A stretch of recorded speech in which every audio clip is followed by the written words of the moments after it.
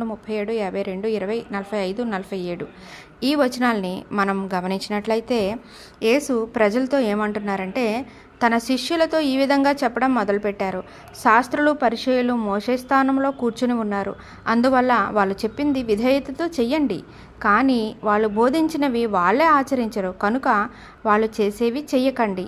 వాళ్ళు బరువైన మూటలు కట్టి ప్రజల భుజాలపై పెడతారు, కానీ వాళ్ళు మాత్రం ఆ బరువు మోయడానికి తమ వేలు కూడా కదిలించరు.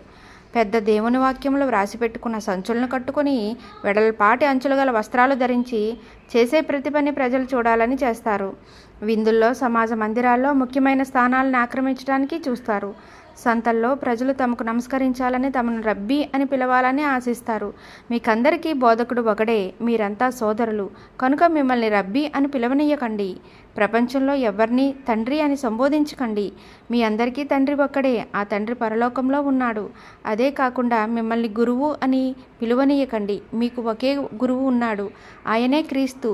మీలో గొప్పవాడు మీ సేవకునిగా ఉండాలి, ఎందుకంటే గొప్పలు చెప్పుకునేవాడిని దేవుడు అణచివేస్తాడు, అనుకువతో ఉన్నవాణ్ణి దేవుడు గొప్పవానిగా చేస్తాడు. శాస్త్రులారా, పరిసయ్యులారా, మీరు మోసగాళ్ళు, మీకు శిక్ష తప్పదు. దేవుని రాజ్యంలోకి ప్రజల్ని ప్రవేశింపనీయకుండా మీరు దాని మార్గాన్ని మూసివేస్తారు.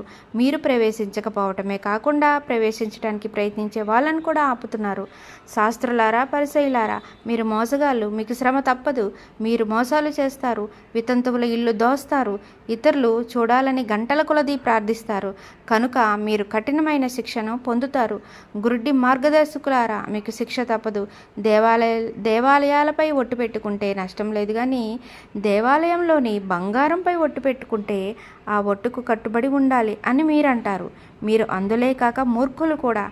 ఏది గొప్పది, బంగారమా లేక బంగారాన్ని పవిత్రం చేసే దేవాలయమా? అంతేకాక బలిపీఠంపై ఒట్టు పెట్టుకుంటే నష్టం లేదు, కానీ దాని మీదనున్న కానుకపై ఒట్టు పెట్టుకుంటే ఆ ఒట్టుకు కట్టుబడి ఉండాలి అని మీరంటారు. అందులారా, ఏది గొప్పది, కానుక లేక ఆ కానుకను పవిత్రం చేసే బలిపీఠమా? అందువల్ల బలిపీఠంపై ఒట్టు పెట్టుకుంటే దానిపై ఉన్న వాటి మీద కూడా ఒట్టు పెట్టుకున్నట్లే కదా. అదేవిధంగా దేవాలయంపై ఒట్టు పెట్టుకుంటే దాని మీద అందులో నివసించే వాని మీద ఒట్టు పెట్టుకున్నట్లే కదా. అదేవిధంగా పరలోకంపై ఒట్టు పెట్టుకుంటే అక్కడున్న సింహాసనం మీద, ఆ సింహాసనంపై కూర్చున్న వాని మీద కూడా ఒట్టు పెట్టుకున్నట్లే కదా. శాస్త్రులారా, పరిసయ్యులారా, మీరు మోసగాళ్ళు, మీకు శిక్ష తప్పదు.